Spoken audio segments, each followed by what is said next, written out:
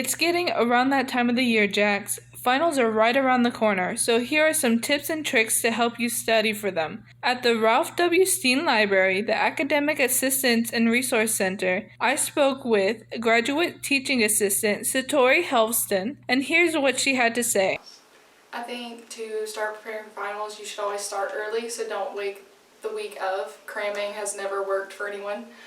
Also, make you some to-do lists, make a schedule, and be sure to teach it out loud and see if when you're talking about it you start to stumble or mess up, and that's the part that you should focus on the most.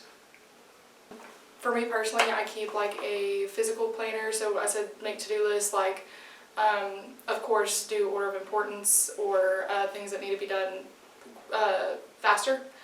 And then to start early, so do not wait till dead week, finals week to start studying. I would maybe start around midterms, halfway point between midterms and finals. I wouldn't try to get it all done in 1 week. 16 weeks in 1 week is going to be crazy. And then teaching out loud, we talk about, the saying, if you can teach it, then you really know it.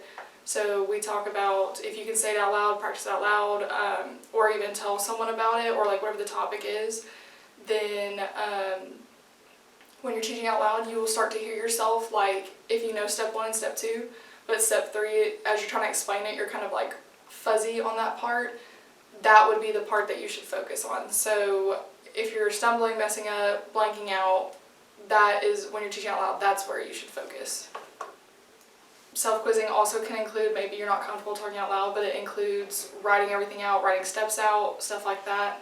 So you can kind of see, without your notes, so you can kind of see where am I blanking at.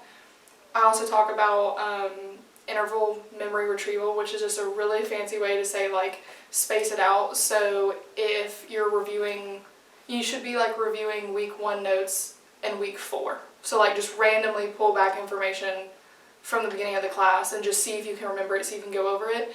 And that way it kind of keeps the information relevant. You're still recycling that information. It's still coming back. So that's another one you can try.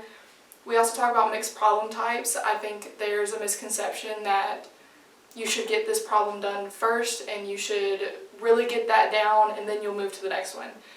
That's not how they're going to give you the test. They're not going to give you the test in the exact order you learned it and exactly have it done. So why would you study that way if that's not how they're going to give it to you? So I talk about mixing up the problem types and trying different things, so that way you can keep recycling that information and bringing back old stuff, things you may have forgotten, because the key to learning is struggling. If you struggle, you're probably going to remember it more. For more information, visit www.sfasu.edu/AARC or email them at aarc@sfasu.edu. Reporting for the Pine Log, I'm Cynthia Martinez.